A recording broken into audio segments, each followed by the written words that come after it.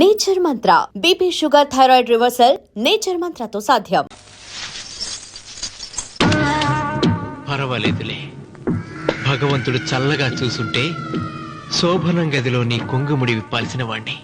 డబ్బుందని రామనని పెళ్లి చేసుకున్నావు కదా. భిక్షపతి, నేను వదిన్ని కళ్ళు పోతాయా? పోనీ, నిన్ను అనుభవించాక కళ్ళేమిటి, ప్రాణం పోయినా పర్వాలేదు. ఏంట్రా, ఏం చేస్తున్నావు ఇక్కడ? ఏం లేదు నాన్న, పాలేమన్నా ఉంటే ఒక బిందెడివ్వు, నేను కూడా శివలింగం మీద పోస్తాను అంటే నోర్మి అంటుంది. మూసా పోస్తాను వదినా. ఏమా, వాడేమన్నా వాగాడా?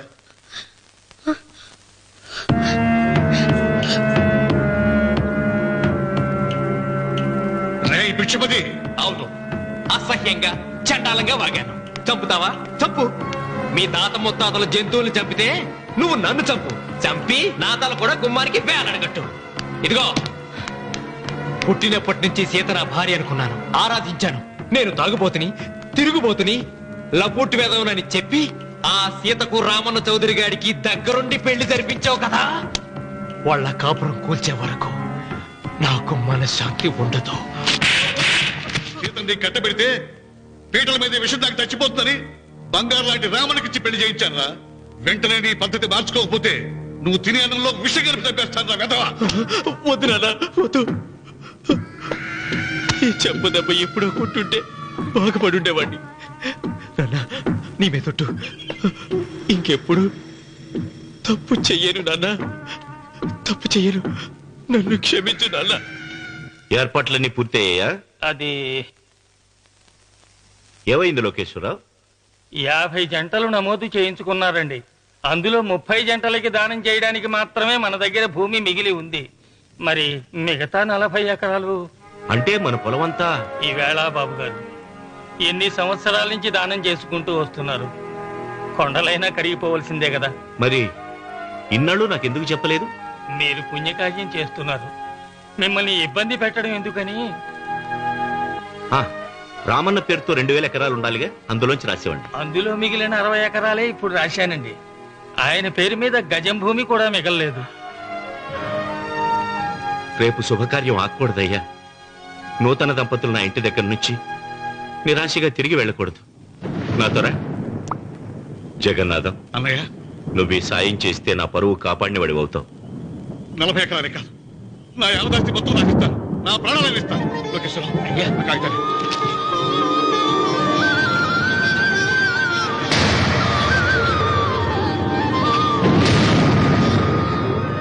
మీ కుటుంబం 10 కాళ్ళ పాటు చల్లగా ఉండాలయ్యా.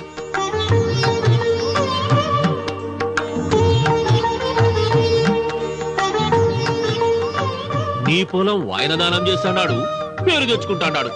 ఇంకా నీకే మిగులుతాది, గబ్బు లేచిపోతావు. తొందర పడకు, చూస్తావుగా. ఒరే రావుడు, ఈ భోజనాల కార్యక్రమం చూస్తుంటే నాకు తిరుపతి దేవస్థానం గుర్తుకొస్తోందిరా.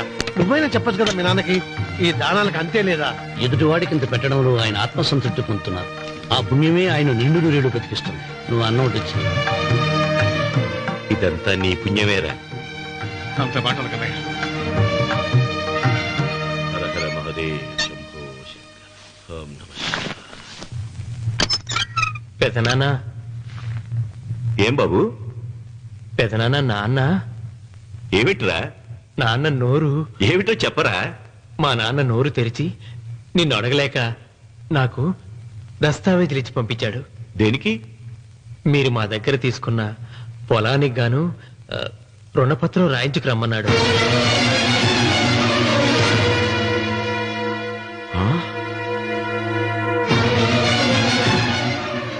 నా తమ్ముడు రుణపత్రం అడిగాడు. అయ్యో, సంతకం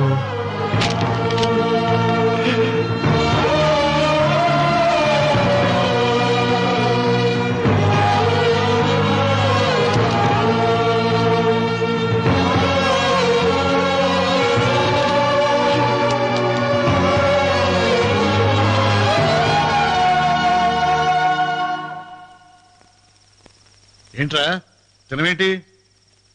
ఓహో, అన్నంలో విషం కలిపి చంపుతున్నానని భయపడి చస్తున్నావా? లేదురే తిను ఏంట్రా? నాకేమైంది? నువ్వు అన్నంలో విషం కలిపి నన్ను చంపుతానన్నావు కదా, ఆ పాపం నీకెందుకు అంటగట్టాలి అని నేనే నా అన్నంలో విషం కలుపుకున్నాను నాన్న. పొరపాటుగా పళ్ళాలు మారాయి. నాన్న ఎలాగో చచ్చిపోతున్నావు కదా, నీకు రహస్యం చెప్పనా? ఇంతకు ముందే మీ అన్నయ్య చేత దొంగ దస్తావేజీల మీద సంతకం పెట్టించుకున్నా. వాళ్ళని వీధిలోకి తీసుకొస్తా.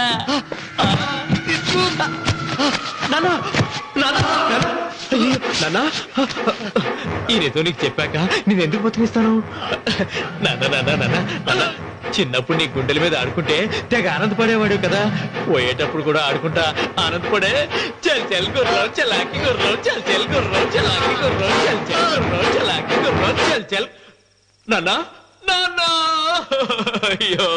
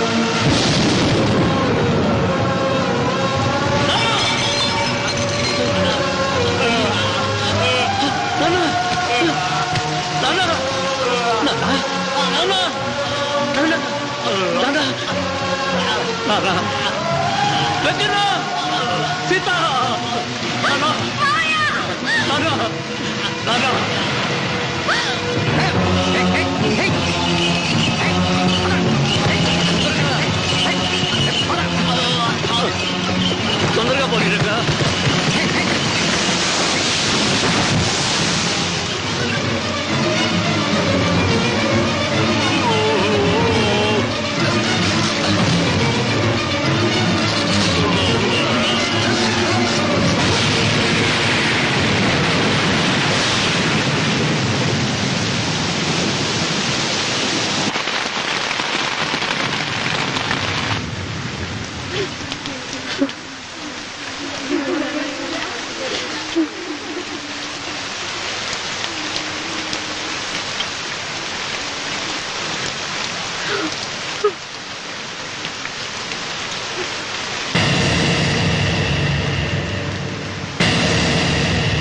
అందరికీ నమస్కారం.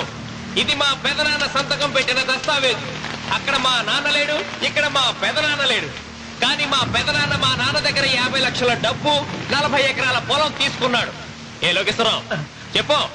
అవునండి, నేను సాక్షి సంతకం చేశాను. ఈ అప్పు ఎలా తీరుతుందో ఆ ధర్మాత్ముడి శవం అక్కడి నుంచి తీసేలోపు చెప్తే బాగుంటుంది. భిక్షపతి మతుందా నీకు? ఇదేనా అడిగే సమయం? ఆయన తగలబడిపోతే ఆయనతో పాటు ఈ నిజం తగలబడిపోతుంది. మా అన్నయ్య ఆ ధర్మాత్ముడు రక్తం పంచుకు పుట్టాడు. ఏమయ్యా లోకేశ్వరరావు, మా అన్నయ్యకి మిగిలిన ఆస్తి ఏమిటి? ఈ ఇల్లు తప్ప ఏమీ మిగలలేదండి. సరే, 40 ఎకరాల కింద ఈ ఇల్లు పెట్టుకుంటాను. మిగతా 50 లక్షలు ఎలా ఇస్తావన్నయ్యా? ఏంటో నువ్వు మాట్లాడేది? మా రావుని ఒట్టి చేతులతో నడురోడ్డు మీద నిలబెడతావా? సరే, డబ్బు వద్దు, పొలం వద్దు, ఒక్కటిస్తే చాలు. ఏంటది? అది సీత దగ్గరుంది. అది ఇస్తే 50 లక్షల బాకీ రద్దు చేసుకుంటా. సీతారత్నం పుట్టింటి వాళ్ళు పెట్టిన 7 వారాల నగలున్నాయి. అవన్నీ నాకు ఇచ్చేస్తే నేను సరిపెట్టుకుంటాను.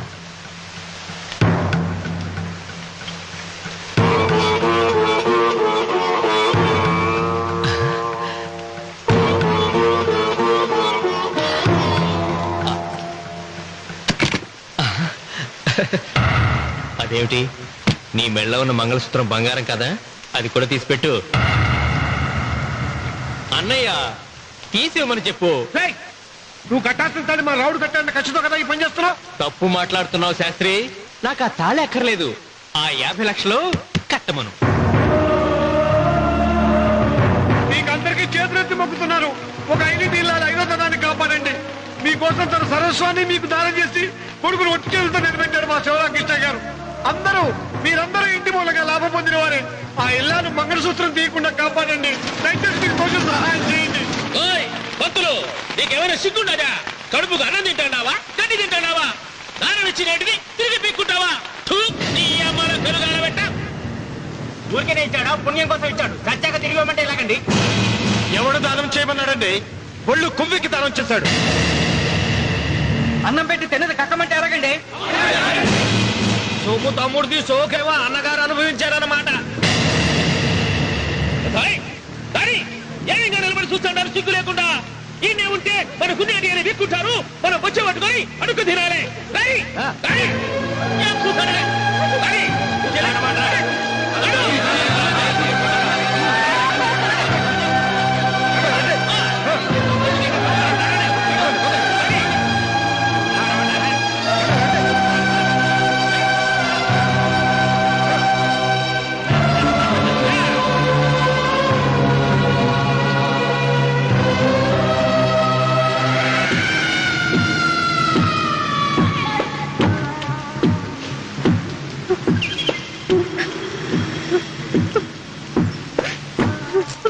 అమ్మా సీత, భిక్షపతి, మా వియ్యంకుడు బాకీ ఉన్న 50 లక్షల డబ్బు, 40 ఎకరాల పొలం నీకు నేనిస్తాను, సరేనా? సరే.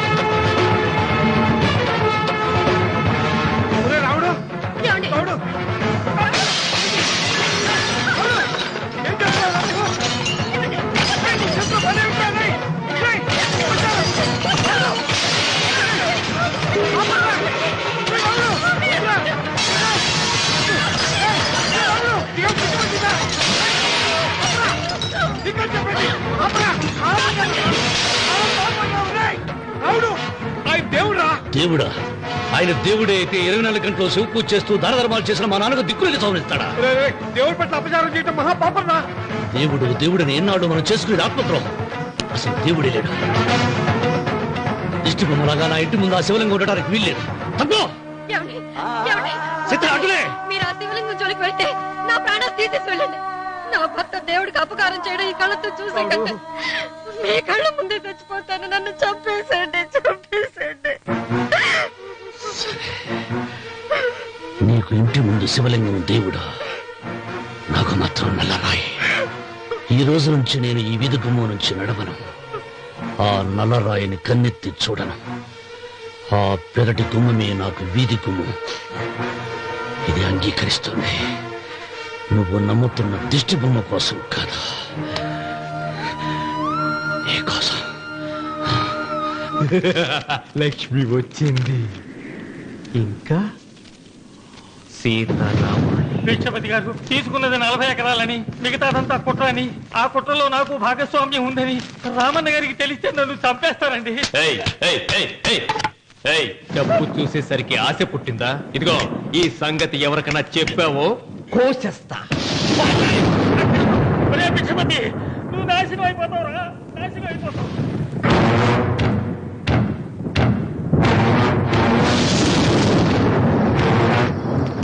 ఇంత రాత్రి పూట ఎక్కడికి వెళ్తావు నాయనా? నీకు తెలియదమ్మా, తెల్లారేలోగా ఊరు వదిలి పారిపోకపోతే ఆ భిక్షపతి మనల్ని చంపేస్తాడమ్మా. తొందరగా పద, తొందరగా పద. ఊరుదిలి పారిపోతున్నావా లోకేశ్వరరావు? అది నాకంతా తెలుసు. అయ్యా అయ్యా అయ్యా, మీకు ద్రోహం చేశాను, నన్ను క్షమించండి అయ్యా. నేను క్షమిస్తా, మరి భిక్షపతి వదలొద్దు. నీకు ఉపాయం చెబుతా. అన్వర్, నీ ప్రాణాలకు భిక్షపతి మూలంగా ప్రమాదం ఉందని నీ చేతులతో నువ్వే రాసు. నేను కాపాడతాను. దాన్ని జాగ్రత్తగా మడిచి నీ జేబులో పెట్టుకో. అర్థం కాలేదా? నీ ప్రాణాలను ఆ చేతుల్లో పెట్టావుగా. మీ అమ్మను జాగ్రత్తగా ఇంటికి తీసుకుని వెళ్ళు. వెళ్ళు. వస్తాం బాబు. పదమ్మా, పద.